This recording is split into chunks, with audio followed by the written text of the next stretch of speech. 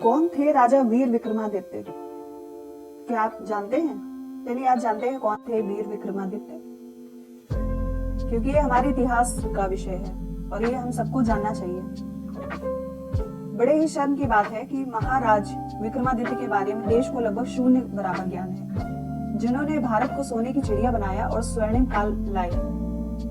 उज्जैन के राजा थे गंधर्व सेन, जिनकी 3 संतानें थी। सबसे बड़ी लड़की थी मैनावती, उससे छोटा लड़का भर्तहरि और सबसे छोटा वीर विक्रमादित्य। बहन मैनावती की शादी धारा नगरी के राजा पद्मसेन के साथ कर दी, जिनके एक लड़का हुआ गोपीचंद। आगे चलकर गोपीचंद ने श्री ज्वालेंद्र नाथ जी से योग दीक्षा ले ली और तपस्या करने जंगल में चले गए। फिर मैनावती ने भी योग गोरक्षनाथ जी से योग दीक्षा ले ली।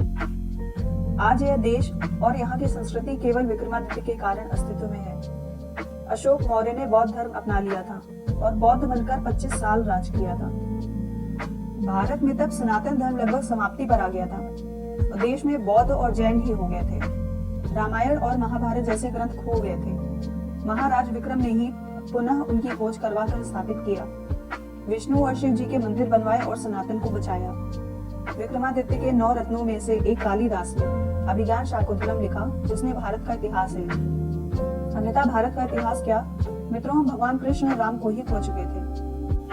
हमारे ग्रंथ ही भारत में खोने के कगार पर आ गए थे। उस समय उज्जैन के राजा भर्तहरि ने राज छोड़कर श्री गुरु गोरक्षनाथ जी से योग की दीक्षा ले ली और तपस्या करने जंगलों में चले गए। राज अपने छोटे भाई विक्रमादित्य को दे दिया।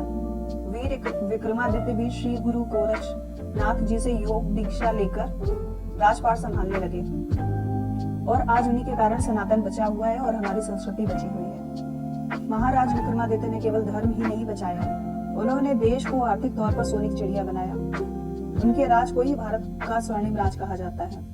विक्रमादित्य के काल में भारत का कपड़ा विदेशी व्यापारी सोने के वजन से खरीदते थे।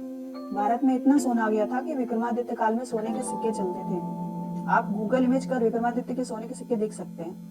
हिंदू कैलेंडर भी विक्रमादित्य का स्थापित किया हुआ है, जो आज भी ज्योतिष गणना है, जैसे हिंदी संवत, वार, तिथियां, राशि, नक्षत्र, गोचर आदि इन्हीं की रचना है। वो बहुत ही पराक्रमी, बलशाली और बुद्धिमान राजा थे। कई बार तो देवता भी उनसे न्याय करवाने आते थे। विक्रमादित्य के काल में हर नियम धर्मशास्त्र के हिसाब से बने होते थे। न्याय, राज सब धर्मशास्त्र के नियमों पर चलता था। विक्रमादित्य का काल रामराज के बाद सर्वश्रेष्ठ माना गया है। यहाँ प्रजा धनी और धर्म पर चलने वाली थी।